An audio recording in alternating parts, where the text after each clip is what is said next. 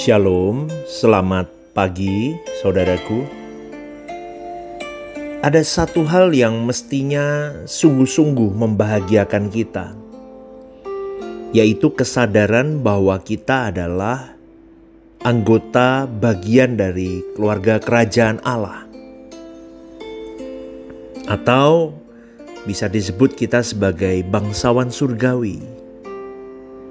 Ini bukan dongeng, bukan lelucon, bukan sesuatu yang omong kosong loh saudaraku. Ini adalah tujuan dan maksud keselamatan itu diberikan kepada engkau dan saya. Dan ini tidak banyak orang paham akan hal ini. Soal bagaimana kau hidup hari ini, sakit jadi sembuh, miskin jadi kaya secara materi. Yang belum punya jodoh jadi punya jodoh, yang mandul jadi punya anak. Apalagi yang nganggur, gak punya kerjaan jadi punya kerjaan. Yang dari karyawan bawahan jadi pemimpin. Sebenarnya itu semua bukan masalah atau prinsip penting yang harus segenap hidup dicapai. Enggak saudaraku. Tapi banyak orang Kristen terjebak di situ kan faktanya. Dan mereka bahkan tidak banyak orang Kristen tahu bahwa mereka itu seharusnya menjadi anggota keluarga kerajaan Allah bermental bangsawan surgawi. Nggak banyak deh. Coba Anda tanya sama banyak orang Kristen, nggak paham mereka di titik itu. Tapi yang mereka paham bagaimana sukses di dunia. Lolos dari masalah di dunia melalui Tuhan. Maka saudaraku, penghayatan seperti ini tidak hanya di gereja, tapi harus dapat menjadi seperti garis panjang yang terus kita renungkan dalam setiap saat bahwa aku adalah bangsawan kerajaan Allah. Kalau kita menganggap ini adalah omong kosong, sebenarnya kita tidak menghargai Tuhan Yesus yang berjuang, berkorban, supaya kita memiliki status ini. Selanjutnya Roh Kudus akan menuntun kita. Tapi bagi yang mau dituntun loh. Maka Roh Kudus itu aktif kepada orang-orang yang memang mau aktif. Yang mau dituntun. Agar kita tidak hanya memiliki statusnya, tapi keadaan dan mental bangsawan surgawi itu melekat dalam hidup kita sejak kita hidup di bumi. Firman Tuhan di dalam 1 Petrus 2 ayat 9 berkata, "Tetapi kamulah bangsa yang terpilih." Saudaraku, kita adalah umat pilihan. Namun jangan karena sering menyebut kalimat kita umat pilihan, kita gagal menghayatinya. Kita harus menghargainya. Tidak semua orang terpilih. Jadi kalau ada keluarga atau tetangga kita yang bukan orang terpilih, mereka tidak dituntut untuk menjadi sempurna seperti Bapa, serupa dengan Tuhan Yesus. Kita tidak bisa mengenakan ukuran baju kita ke badan Dia. Sulit kalau kita ajak bicara tentang langit baru, bumi baru. Tapi yang menyedihkan adalah kalau ada orang Kristen yang asing terhadap hal ini.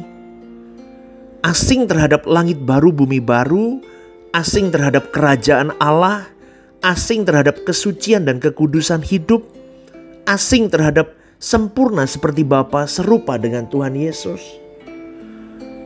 Wah, itu bahaya saudaraku. Dulu saya juga tidak tahu saudaraku. Setelah mengerti suara kebenaran ini saya baru tahu. Saya baru mengerti. Ternyata keselamatan itu diberikan supaya kita menjadi mempelai Kristus yang akan mewarisi kerajaan Bapa, memimpin bersama dengan Putra Tunggal Bapa Tuhan Yesus Kristus di kerajaannya suatu hari nanti, di langit baru bumi baru. Itu seharusnya membawa kita semakin bergairah untuk hidup dalam kekudusan dan kebenaran Tuhan. Maka kita harus mensyukuri, menghayati status sebagai umat pilihan dengan benar. Kita harus menghargai pilihan itu. Dengan menghargai pilihan itu, kita bisa menjalani hidup sebagai anak-anak Allah. Anak itu berarti mengikuti kehendak bapaknya. Bukan bapa mengikuti kehendak anaknya. Kristen hari ini memaksa bapaknya mengikuti kehendak anaknya. Aduh, saudaraku, rusak udah. Kacau. Kalau gagal kita menghayati ini semua, kita bisa gagal semuanya, saudaraku. Keselamatan kita pun terhilang. Kalau bicara mengaku diri sebagai anak-anak Allah, tetapi tidak menganggap bahwa pilihan menjadi anak Allah itu sesuatu yang sangat teramat berharga, maka kita ini akan rusak hidupnya. Kita ini adalah orang-orang berdosa, tapi Tuhan sebagai bangsawan atau Raja Surgawi mengangkat kita menjadi anak-anaknya. Kurang apa coba saudaraku? Kita ini kurang bersyukur, kurang benar-benar hidup memikirkan Tuhan dan kerajaannya. Nah, kita kurang ajar jadinya. Benar saudaraku. Bahkan banyak pendeta seperti saya ini tidak menghayati dengan benar keadaannya. Aduh saudaraku, maka jangan kita gagal menghayati ya. Menjadi anak Allah itu luar biasa. Karena Bapa di surga adalah sempurna. Maka anak-anaknya juga harus sempurna. Kita harus berlatih tidak melakukan kesalahan. Kita berjuang hidup lurus. Biarpun kita miskin secara materi, kita tidak berpendidikan tinggi.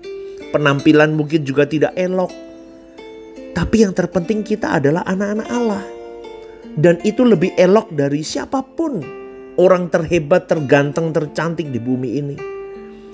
Kalau kita menjalani hidup sebagai anak Allah dengan benar. Alkitab berkata Tuhan memilih orang bodoh. Orang yang terbuang. Jadi saudaraku, yang pertama syukuri ya, kita adalah umat pilihan, amin. Firman Tuhan berkata, kamulah bangsa yang terpilih, imamat yang rajani. Imam itu pelayan Tuhan, rajani itu berkerajaan. Imam atau imamat itu bisa berarti pengawal atau hulu balang. Kalau nanti kita sudah meninggal saudaraku, Tuhan beri kita tubuh yang baru. Kita jadi hulu balang di rumah Bapa. Tuhan Yesus rajanya, kita melayani Tuhan Yesus selamanya. Yang melayani Tuhan di bumi akan melayani Tuhan di surga. Jadi sebagai anak-anak Allah harus melayani Tuhan. Kalau tidak melayani, kita tidak akan layak jadi anak-anak Allah. Saudaraku, melayani Tuhan itu artinya kita menyenangkan perasaan Tuhan. Kita jujur, kita berbelas kasih kepada orang, tidak melukai, tidak menyakiti, tidak merugikan sesama, menjaga perkataan, itulah pelayanan. Dan Roh Kudus akan menuntun untuk kita bisa menggenapi satu demi satu semuanya itu saudaraku. Sehingga perbuatan kita menyenangkan, menjadi dupa wangi di hadapan Bapa. Kita menangkan hidup kita untuk Tuhan ya.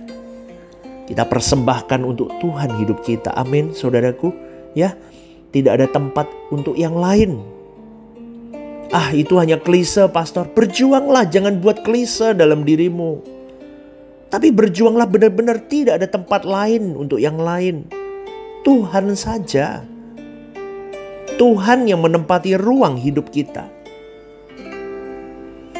Maka kita melayani Tuhan dengan hidup benar. Jangan mengotori hari hidup kita dengan dosa. Kadang-kadang memang kita kalah, jatuh. Ayo bangkit lagi, udah cepetan. Karena orang yang dekat dan melekat dengan Tuhan akan diberi kecerdasan spiritual. Maka kita harus berubah saudaraku. Istri bisa melihat kemuliaan Allah dalam hidup suaminya. Istri harus sungguh-sungguh bertumbuh dalam kedewasaan rohani supaya memancarkan kemuliaan Allah. Anak-anak melihat kemuliaan Allah dalam hidup papa mamanya. Sehingga anak-anak memiliki nilai-nilai yang benar dari apa yang diwariskan orang tuanya.